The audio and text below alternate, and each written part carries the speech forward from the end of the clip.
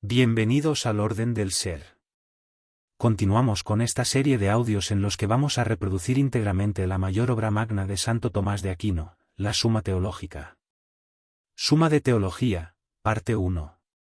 Cuestión 17. Sobre la falsedad. Ahora hay que tratar sobre la falsedad. Esta cuestión plantea y exige respuesta a 4 problemas. Artículo 1. ¿La falsedad está o no está en las cosas? Objeciones por las que parece que la falsedad no está en las cosas. 1. Agustín, en el libro de los Soliloquios, dice: si lo verdadero es lo que es, habrá que concluir, aun cuando todos se opusieran, que lo falso no está en ninguna parte. 2. Más aún. Falso viene de falsear. Pero las cosas no falsean, como dice Agustín en el libro de Vera Religione, porque no muestran más que su especie. Luego lo falso no se encuentra en las cosas. 3. Todavía más. Se dice que lo verdadero está en las cosas por relación con el entendimiento divino, como ya se indicó en la cuestión anterior. Pero cualquier cosa por existir ya imita a Dios.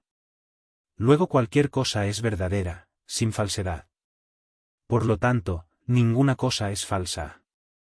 En cambio está lo que dice Agustín en el libro de Vera Religione. Todo cuerpo es verdadero cuerpo y es falsa unidad. Porque imita la unidad y no es unidad. Pero cualquier cosa imita la bondad divina, y no la iguala. Luego la falsedad está en todas las cosas. Solución. Hay que decir: como lo verdadero y lo falso se oponen, y los opuestos lo son sobre lo mismo, es necesario que la falsedad se busque antes allí donde primero se encuentra la verdad, esto es, en el entendimiento. Pero en las cosas no hay ni verdad ni falsedad más que en relación con el entendimiento.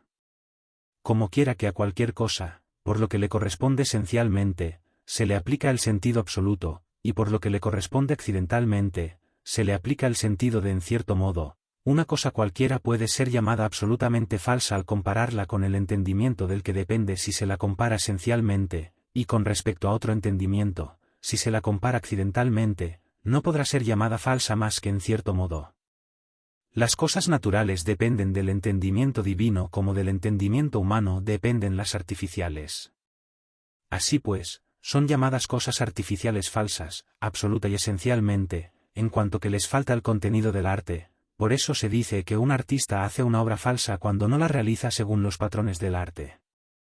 Así, en las cosas dependientes de Dios no se puede encontrar la falsedad por su comparación con el entendimiento divino, ya que lo que hay en las cosas procede del dictamen del entendimiento divino. A no ser, quizás, que se encuentre solo en los agentes con voluntad, en los cuales está la capacidad de no seguir lo ordenado por el entendimiento divino, pues en esto consiste el mal de culpa. De ahí que en las Escrituras esos pecados sean llamados falsedad y mentira, tal como se dice en el Salmo 4, 3. ¿Por qué amáis la vanidad? ¿Por qué buscáis el engaño? De la misma forma que, por oposición, se llama verdad debida aquella obra virtuosa que sigue lo ordenado por el entendimiento divino, tal como se dice en Juan 3, 21. Quien practica la verdad, encuentra la luz. Pero por relación a nuestro entendimiento, al que se comparan las cosas naturales accidentalmente, pueden ser llamadas falsas no en sentido absoluto, sino en cierto modo. Y esto de doble manera. 1. Por razón del significado, llamando falso en las cosas a aquello que, verbal o conceptualmente, se indica o se define en sentido falso. Así, cualquier cosa puede ser llamada falsa en cuanto se refiera a lo que no le corresponde. Como si dijéramos, el diámetro es un falso medible, tal como señala el filósofo en el quinto de la metafísica. O el actor es un falso Héctor, tal como señala Agustín en el libro de los Soliloquios. Y por el contrario, cualquier cosa puede ser llamada verdadera por lo que le corresponde. Otra, por razón de la causa. Así, se dice que es falsa una cosa que está hecha de tal forma que de ella se tiene una falsa opinión. Y porque llevamos innato el juzgar por apariencias, puesto que el origen de nuestro conocimiento está en los sentidos, los cuales lo primero e inmediato que captan es lo externo, llamamos falsas a las cosas que por sus apariencias tienen cierta semejanza con otras, por las que aquellas son llamadas falsas. Ejemplo, la hiel es falsa miel, el estaño es falsa plata.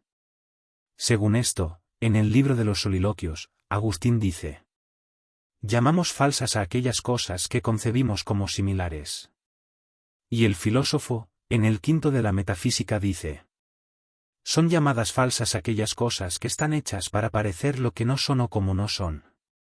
Por lo mismo, se llama falso al hombre con inclinación a pensar y decir falsedades. Pero no ocurre así cuando el hombre puede caer en errores, porque, de lo contrario, también los sabios y los eruditos serían llamados falsos. Respuesta a las objeciones. A la primera hay que decir: lo comparado al entendimiento, según lo que es llamado verdadero. Según lo que no es llamado falso. Por eso, un verdadero actor es un falso Héctor, como se dice en el segundo de los Soliloquios. Por lo tanto, así como en lo que es se encuentra algo de no ser, así también en lo que es se encuentra alguna razón de falsedad. A la segunda hay que decir: las cosas no engañan por sí mismas, sino accidentalmente. Pues dan pie para las falsedades, por tener semejanza con aquello que no son. A la tercera hay que decir: no se llaman falsas las cosas por su relación al entendimiento divino, de ser así, serían falsas absolutamente. Sino por su relación a nuestro entendimiento, por lo cual se las llama falsas en cierto modo.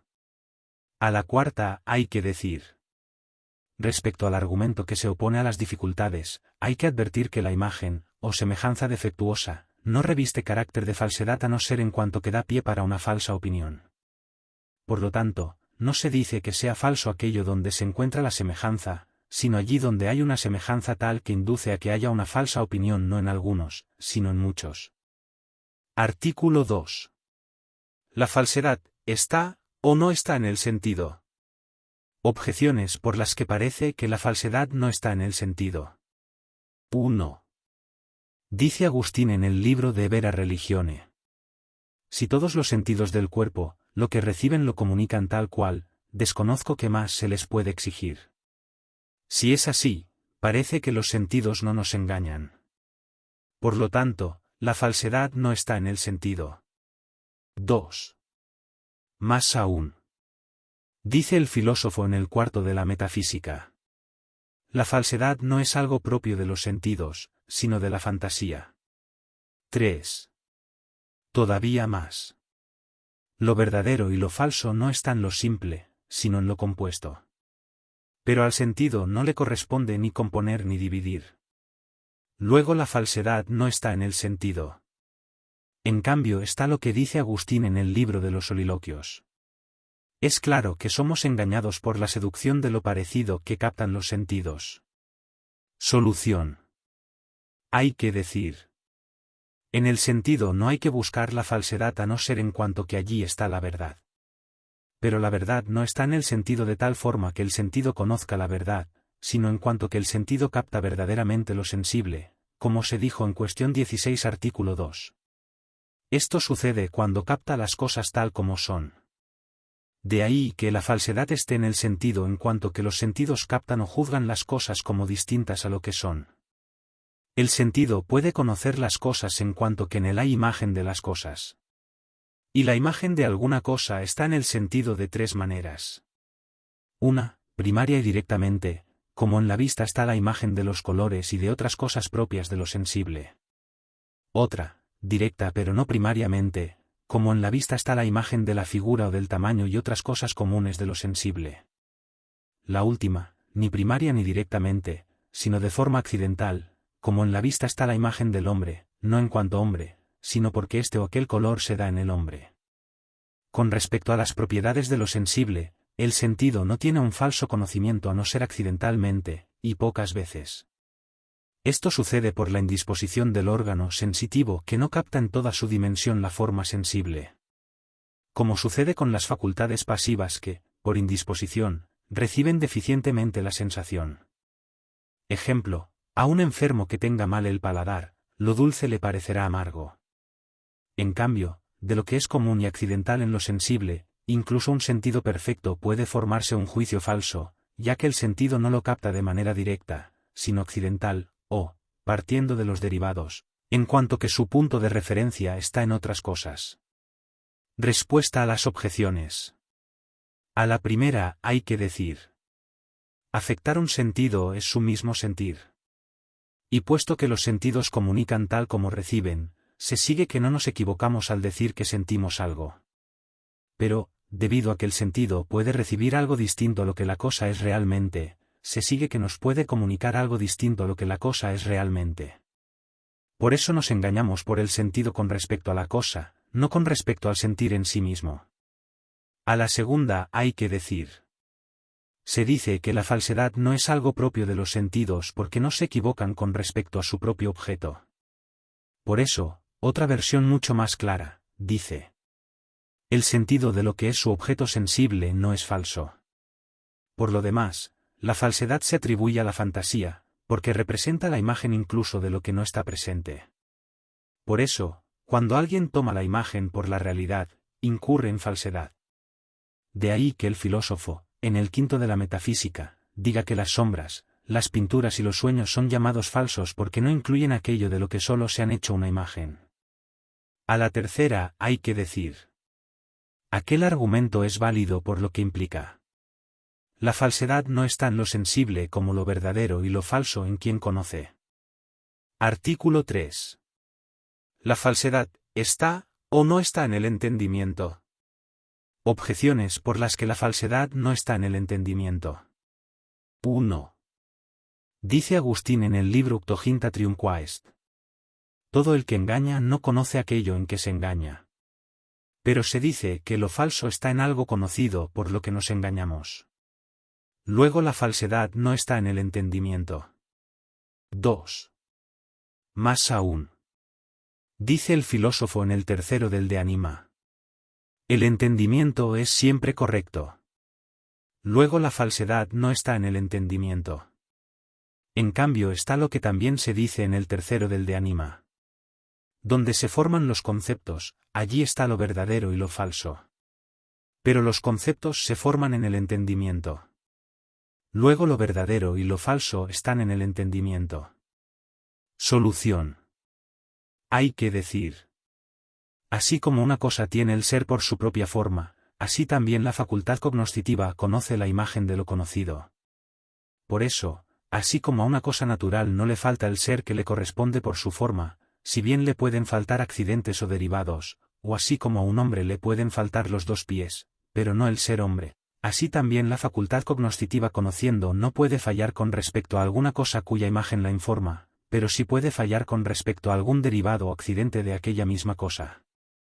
Como ya se dijo en el artículo 2, la vista no falla con respecto a lo que es su objeto propio sensible, aunque sí con respecto a sus derivados y accidentes. Además, así como lo sensible está informado directamente por la imagen de su propio objeto, así también el entendimiento está informado por la imagen de la esencia del objeto. Por eso, con respecto a lo que algo es, el entendimiento no falla, como tampoco lo hace el sentido con respecto a su objeto propio. Pero puede fallar al componer y dividir, ya que, mientras conoce la esencia de su objeto, puede atribuirle algo que no le corresponde o algo que se le opone. Pues, para juzgar, el entendimiento se encuentra como el sentido a la hora de juzgar lo sensible, común o accidental. Sin embargo, hay que establecer la misma diferencia que se expuso al hablar de la verdad, que la falsedad puede estar en el entendimiento, no solo porque el entendimiento tenga un conocimiento falso, sino porque el entendimiento la conoce como conoce la verdad. Por otra parte, como ya se dijo en el artículo 2, la falsedad no está en el sentido como algo conocido.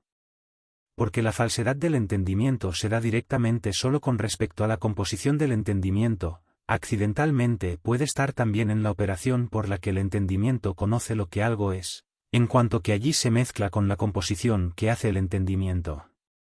Y esto puede suceder de dos maneras. Una, porque el entendimiento atribuye a una cosa la definición de otra. Ejemplo, aplicar al hombre la definición de círculo. Así, la definición de una cosa es falsa en otra. Otra, porque se mezclan partes de definición que no pueden ir juntas a un tiempo. Así, la definición no es falsa solo con respecto a algo, sino que lo es en sí misma. Ejemplo. Si se construye la definición de animal racional cuadrúpedo, el entendimiento que lo haga es falso, pues falsa es la construcción. Algún animal racional es cuadrúpedo. Por eso, conociendo las esencias simples, un entendimiento no puede ser falso, sino que, o es verdadero, o no entiende absolutamente nada. Respuesta a las objeciones.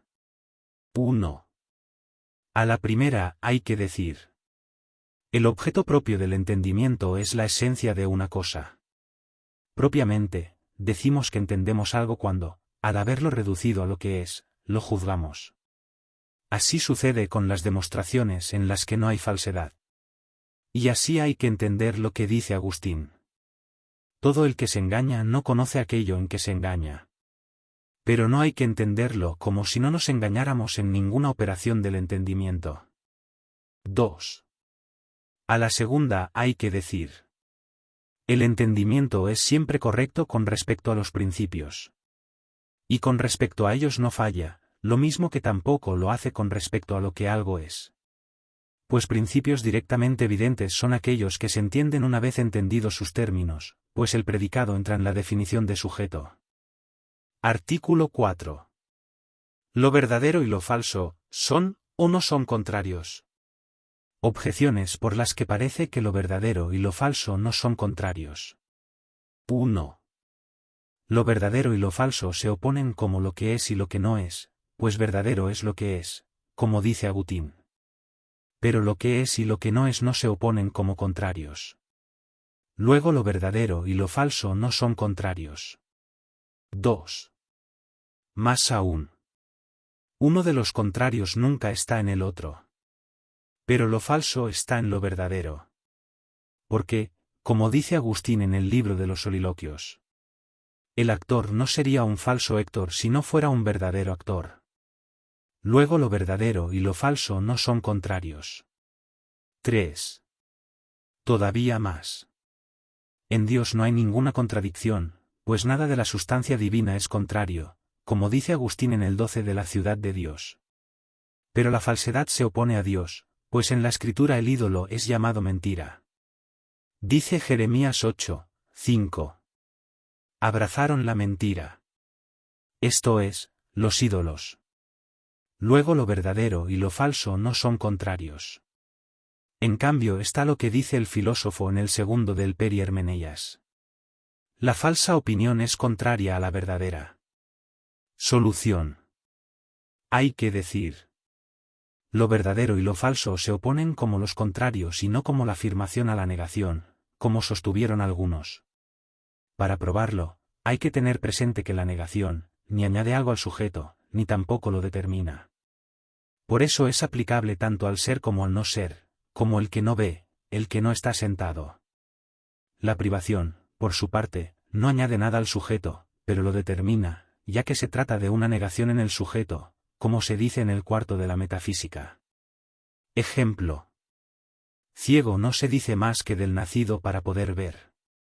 En cambio, lo contrario pone algo y determina al sujeto. Ejemplo. Negro es una especie de color. Y lo falso pone algo. Ya que, como dice el filósofo, falso se dice de aquello que parece ser lo que no es, o no ser lo que es. Pues así como lo verdadero añade algo adecuado al objeto, lo falso añade lo inadecuado. Por lo tanto, es evidente que lo verdadero y lo falso son contrarios. Respuesta a las objeciones. 1. A la primera hay que decir: en las cosas, lo que en ellas es su verdad, pero lo que es aprendido, es lo verdadero del entendimiento, en el que, como lo primero, está la verdad. Por eso, lo aprendido como lo que no es lo falso. Aprender el ser y el no ser implica contradicción, como prueba el filósofo en el segundo del Peri Hermeneias. Según el cual, el contenido de la expresión lo bueno, es contraria al de lo bueno no es bueno. 2. A la segunda hay que decir: lo falso no se fundamenta en lo verdadero como algo que le es contrario, como tampoco lo malo se fundamenta en lo bueno como algo que le es contrario, sino que se fundamenta en lo que lo soporta. Y esto es así porque tanto lo verdadero como el bien son generales y se identifican con el ser. Por eso, así como toda privación se fundamenta en el sujeto que es el no ser, así también todo mal se fundamenta en algún bien, y todo lo falso en algo verdadero. 3. A la tercera hay que decir. Porque los contrarios y los opuestos están hechos como realidades privativas acerca de lo mismo, así también en Dios nada hay que se le oponga a sí mismo, ni con respecto a su bondad, ni a su verdad, puesto que en su entendimiento no puede haber falsedad alguna. Pero en nuestra aprehensión algo hay de contradicción, pues la verdadera opinión de algo se opone a la falsa contradicción de lo mismo. Por eso, los ídolos son llamados mentiras con respecto a la verdad divina, en cuanto que la falsa opinión sobre los ídolos contradice la verdadera opinión sobre la unidad de Dios. Si te ha gustado, no olvides darle like, comentar, suscribirte, y compartir este podcast. Un fuerte abrazo y gracias por escuchar.